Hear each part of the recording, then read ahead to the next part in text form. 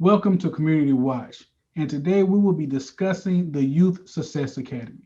Stay tuned, Community Watch starts now.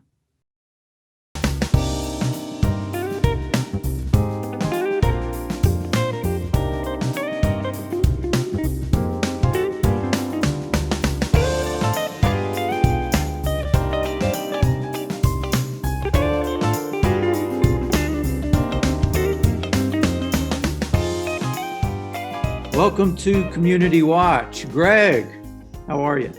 Fine, brother, and yourself? Well, I am all right. My life as usual is not nearly as exciting as yours. You're the one that's jetting around the world almost on a weekly basis. It's just an amazing thing. But I'm happy to be here with you. Well, I'm gonna give you all the credit. It's under your tutelage that I learned all of these things, so Uh-huh. it's on you. One person's credit is another person's blame. That's often the case. But I know today's show is a show that you were instrumental in setting up, and as is often the case, it is about a program I know very little about. So I'll be learning about it today. It will, but actually, I went to see Brennan this past weekend. He just turned 14 on Saturday, and it just had me even. We're gonna talk about the Youth Success Academy, but it had me thinking differently about education as it relates to young people. At what age do we as parents start advocating for alternative paths? At what age do we start getting our children involved in career fields outside of school, looking for opportunities? So I'm interested to learn more about the program today, and so we'll be learning together. Well, we have been joined by two exceptional guests, Kristen Sheely, who has actually been our guest previously, and Alice Cannon. Both of you, welcome to the show. Thank you.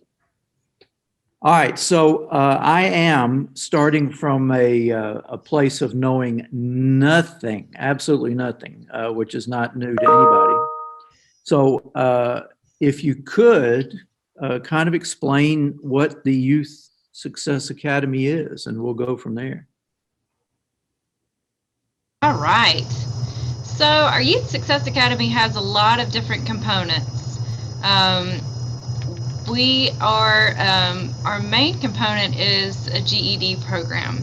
The main purpose of Youth Success Academy is to help youth get to the goal where they can move on into the career world, or post-secondary education, maybe enter college. Alice here is going to talk about our work experience program, which is a great program that helps put people on the job to get that work experience. But I'll talk a little bit about our GED portion of the program, which is also a great program. One of the GED portion of the program is not just GED classes. That is our main goal, is to get the youth to have their GED kind of as a jumping off point, and then move from there into the world of adulting. That's what I like to call it. But in the GED program, as well as our other programs, we do career planning. We do job ready skills. We help build resumes. And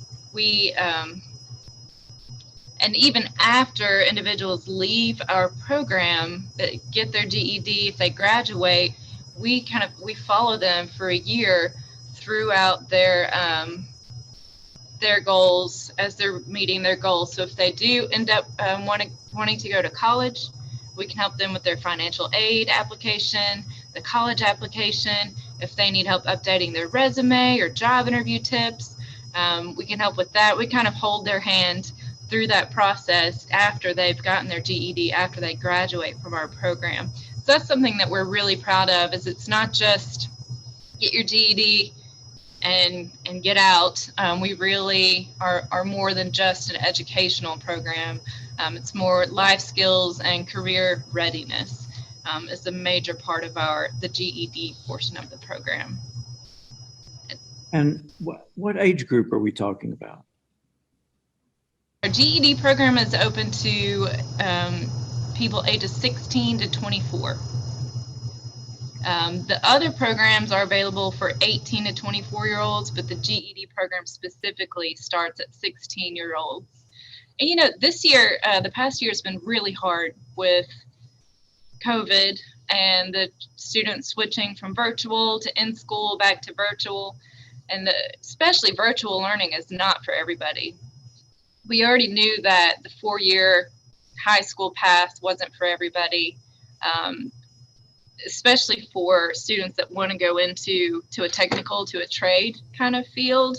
They may not need that 4 years of high school preparing them for college. That's not always the right path for everybody. But this year especially, we've had students who have come to our program because their experience with the virtual learning in school and just hasn't helped. It hasn't been the best overall educational experience. And so 16 to 24-year-olds, a lot of them move to our program directly from high school. But then up to 24, you may not have finished that degree. So we're still here to help you get your GED, and so you can move on to adulting. I love to call adulting. It can be hard. But these days, a GED is pretty much equivalent to a high school diploma. So we're pretty proud of our program. We, as a whole, for our Floyd and Walker County programs, serve about 110 youth through our GED program every year. And we've got about, I would say, 95% graduation rate. So we're proud of that part of our program. But as I said, it's a lot more than that. So do want Alice to talk about her part of the program and what we do besides the GED portion. Well, that's your cue, Alice. Okay. Well, thank you very much. So with the work experience program, basically, as Kristen said, I work with the 18 to 24-year-olds, and we partner with small businesses, local small businesses, to provide opportunities for those in that age range who do have their high school diploma or GED, just to gain the skills and knowledge for the workplace. So that's one of the biggest goals. We want to help local businesses because we want to fuel that in the community. We want to help and fuel those local businesses, but we also want to help those who this may be their first job, more than likely. So that's completely possible. So again, it can be like Kristen was talking about. They're at all different places in their life. They cannot be working when they come into the program. Also, they don't switch from like if they do the GED through us, they don't just come over to work experience. They do actually have to just come to me. Unfortunately we can't put them through both. That would be super, but unfortunately we can't do that. But yes, so that's the thing, is we want to help them. They learn ethics in the workplace, work ethic, and they're learning how to communicate in the workplace. They are, we're enhancing their workplace fundamentals, that kind of thing. And it's great for the employers too, because we are paying them. It is funded through the Northwest Georgia Regional Commission. And so we are paying them. It's $9 an hour is what they're earning. And so we're paying them, and we're also paying their insurance. So it's kind of a weight off of the employer's shoulders. And so they are getting the worker and the work that they need, but they're also learning too. So Alice, how long is the program? It is, so when we get someone, they can work up 450 hours is the total number of hours. And it's like a full-time job. So typically it's going to be 40 hours a week, no more than 8 hours a day. And again, that's up to 450 hours, which usually that comes out to be about 2 to 3 months, depending on how their hours fall. But so let me make sure. So you say it start off at $9 an hour, which is more than minimum wage, but they're learning. So basically they're getting paid to learn work ready skills, so that I'm assuming once they leave that program, you expect them to be more employable. Yes, absolutely. So that's what we want to help them do. We want to help them.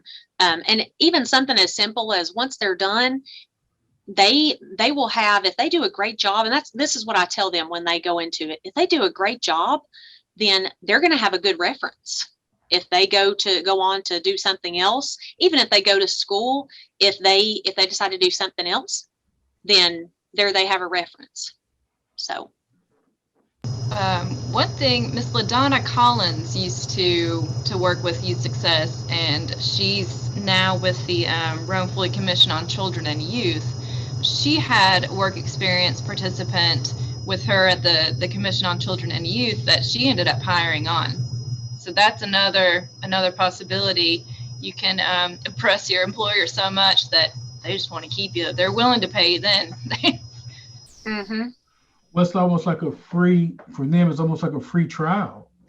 They get to test it out and see you fit in. And so it's really a win-win for everyone involved. Mm-hmm. Exactly. Well, I want to make sure I understand some of these elements. So Alice, when a student comes to you, they need to have already completed their GEDs, correct? That's correct. Either one, high school diploma or GED. Okay. Mm-hmm. And do you match them with a field or an employer? I mean, how does that work?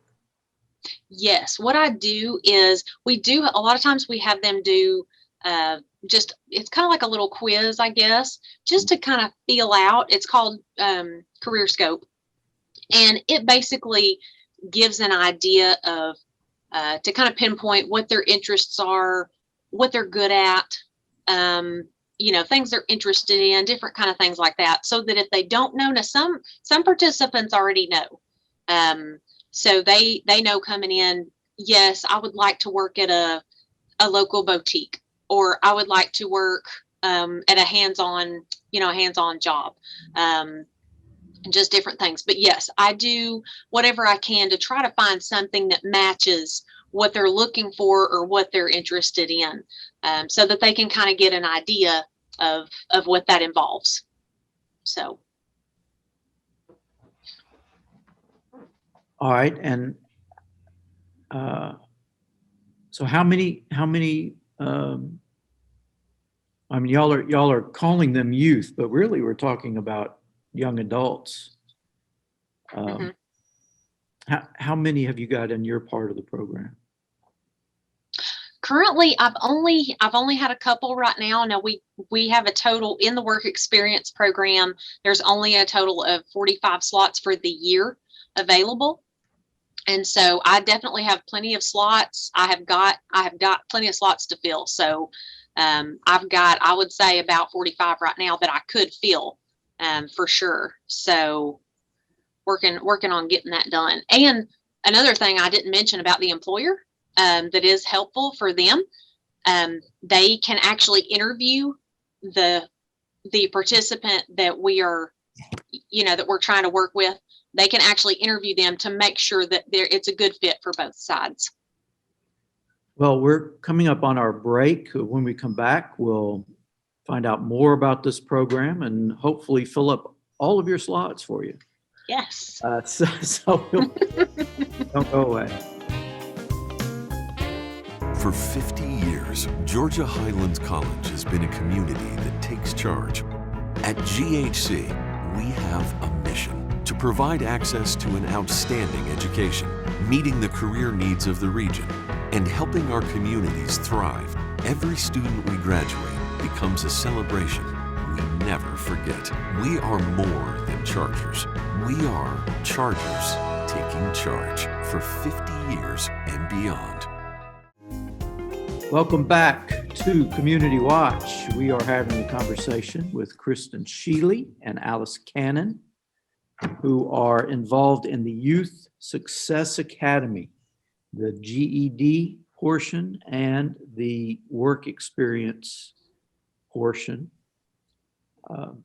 And I don't know, I got a lot of information in the first segment, so I need to kind of find my way through some of it. But let me ask this just so it'll be clear to me.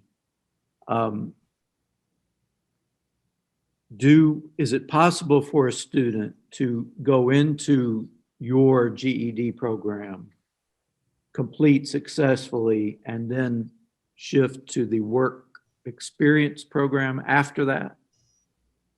And I really hate this, but because our funding keeps getting chopped little by little, a participant can only be in one program. So either GED or work experience. And we have 3 other programs in our in the Youth Success Academy. Unfortunately, none of them, you can only be a part of one of those programs, but there is something called ITA, Individual Training Account, which it helps for college expenses. It pays for tuition that maybe the Hope Scholarship or the Hope Grant doesn't cover. It pays for supplies, books that you will need so it basically pays for a full ride at a technical college in Georgia. And then we also have a program called short-term training, which we pay for, I think it's 6-week program in MIG or TIG welding. So we pay for that program, and it's at Georgia Northwestern Technical College. But it's a lot shorter than if you were actually enrolling in a semester or 2 for the welding program here. And there's also, so we do MIG and TIG welding for short-term training, as well as forklift training. That is free. I did not mention that our GED program, everything's totally free. We pay for the GED tests. We pay for practice tests. We even pay you to come to class. So we have a transportation stipend. You get about $4 to $6 a day to show up in class. So that's a little bit of incentive, and you pay for a bus ticket or some gas throughout the week. So there's one more thing we pay. There's a child care stipend as well. So we try to remove as many barriers as we can to help these individuals get their GED. Work experiences, obviously we're paying them to work, so that's free. So every portion of our program is free. We also do a cap and gown graduation at the end of the year in December and May for our GED graduates. I do not know what that will look like this year, but generally we do provide that for the students as well, so their families can come see them walk across the stage. So the GED program this year has been virtual? No, we are actually in person on campus at Georgia Northwestern Technical College. It has fallen to me to enforce masks and distance. So we work as much as we can to keep the classroom safe, but we are in person on campus. I believe the Walker County campus is doing hybrid. You can either do in-person or online classes at the Walker County campus, but in Floyd County, we're in person. So Christian, well, go ahead, Doc. You got another question. No, keep going. I was going to ask the ITA or the short-term program. So how does one qualify, or what do they do in order to take advantage of those programs? That is a very good question. So for both of those programs, you must have, just like our work experience, you must have a high school diploma or a GED, be between the ages of 18 and 24.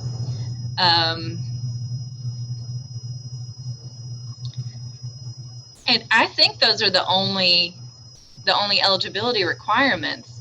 The with our short-term training and the individual training account, the ITA, we have limited slots. So those fill up pretty quickly. So if anybody is interested in that, I would recommend contacting us as soon as you can. Those slots this year are full, but in July, they will open up again. So for the work experience, ITA, and short-term training, the requirements are that you have to have a high school diploma or GED, be between 18 and 24. I think that's it. And be willing to work and go to school, right? For GED class requirements, again, it's just there's no income requirement. It's 16 to 24, and you haven't received a high school diploma yet. And you teach the different subjects required on the GED and prepare them for the exam. Correct. And I did mention some of those other things like job skills training. We help with the resume, but that is their main purpose, is to get them to pass the GED. The Georgia Northwestern Technical College has 2 GED programs. One, they're both through the Adult Education Department. But for those who qualify who are 16 to 24, there is one extra qualification for Youth Success Academy GED, and that is a score on a test called the TABE, Test of Adult Basic Education. For either GED program, whether it's in Adult Ed or in the Youth Success Academy, that's something that a participant will take when they come into the program. And that's a way to help us assess where they're at, what kind of instruction they need. Sometimes we are lucky to have a small class size normally because we do get participants out pretty quickly, where our other instructor likes to call it a fast track to the GED to graduate. But people come in at different levels with different levels of knowledge or experience, or if you are 23 or 24, you've been out of school for quite a while. And so because we've got a small class size, we're able to do a lot of one-on-one instruction and small group instruction. So that's something that we're proud of. But yes, the main part of the GED program is teaching them to pass the test. Okay. Well, Alice, I have some questions for you as well. Okay. All right, so you have participants, students, I guess is the correct word, come to you and they apply to be in the work experience portion of the academy. Now you mentioned, I believe, that they cannot be working. Is that right? That's correct. All right, so they have to be unemployed when they come to you. Correct. And in your program, do they begin their work with the area business immediately, or they go through some kind of training with you first? How does that work? Well, usually what happens is when they contact us and let us know that they are interested, we do go through a process of eligibility. It's the requirements that Kristen mentioned. And then also it is low income. But I always encourage people to check with us, even if they think they may not be, because there's not like a standard guideline that we give out or anything like that. However, we have had it happen where, they come to us and it falls in that they are eligible. And so I always encourage them, just check with us, because the worst that can happen is, that we can say, unfortunately, you're not eligible. So yes, we do go through that process. The paperwork is probably the worst of it, just having to get, fill out everything and get all that taken care of if they are eligible. And most of the work experience, they do take the TABE test as well. And then also part of that part of that process, again, like we mentioned earlier, finding a good workplace that will work for them as well. And that's a lot of it. Is just, part of that process of moving through it. So of the eligibility. I do want to mention for the GED program, there's no income requirement, just for the GED portion of the program. And they can be working. Yeah. We actually hope they're working, especially once they graduate. That's a big part of our program for work experience, for any of the portions of our program, GED. I have the pleasure of following up with our participants for a year after they've exited the program. And part of this is to ensure that they are working, they're doing something with their GED, or they are going to college. And like I said, we can help them with resume, with job interviews, help them connect them to job opportunities. I've in conversation with people at temporary agencies really frequently to help connect people to those job opportunities. But I'll call every quarter, every 3 months, and say, hey, Justice, how are you doing? You got a job yet? Are you going to school? If you don't have a job, let me help you. Again, we want you to succeed. We don't want you to just get your GED and sit on your couch at your mom's house eating Fritos and playing Fortnite. We want you to succeed, and this is how we can help you. So we're able to follow up also with work experience to make sure that they're still moving forward with their goals. Now, Christian or Alice, any one of you may answer this, but if I'm correct, the MIG and TIG welding program, I think you have two, right? I know one is, I think it's 4 weeks, and I know the school has programs beyond that.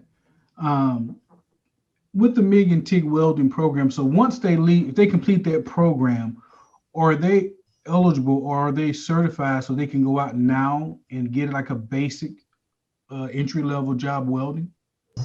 Yes. And it is a great job field to work in. That's especially just coming in for the 4 or 6 weeks getting that training. You can jump on a job probably for $18 an hour. I don't know. It's more than I make. Well, I just know because not too long ago I had to have something custom. I had something customized and it was made, and I had to have a welder do it.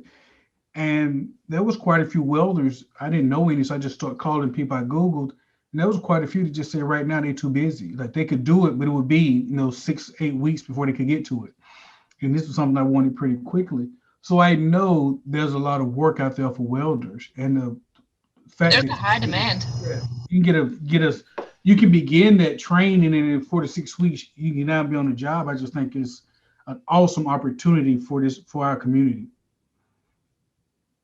Well, we have just under a minute left, so please tell us how people should contact you to apply for either one of these parts of the academy.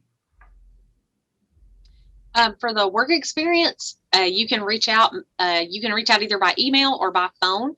The best phone number would be 706-764-3800. That actually gets you directly with somebody, and we can start checking eligibility. And then email is acannon@gntc.edu. And Kristen, how about you, real quick now? Okay. Email is ksheely, KSHEELEY @gntc.edu, and my office number is 706-291-3347. If anybody gets confused, just tell them to call the GNTC campus on Floyd or Walker, and they know where to find us. All right. Well, thank you both for being with us, and thank y'all out there for watching. We'll see you next time on Community Watch.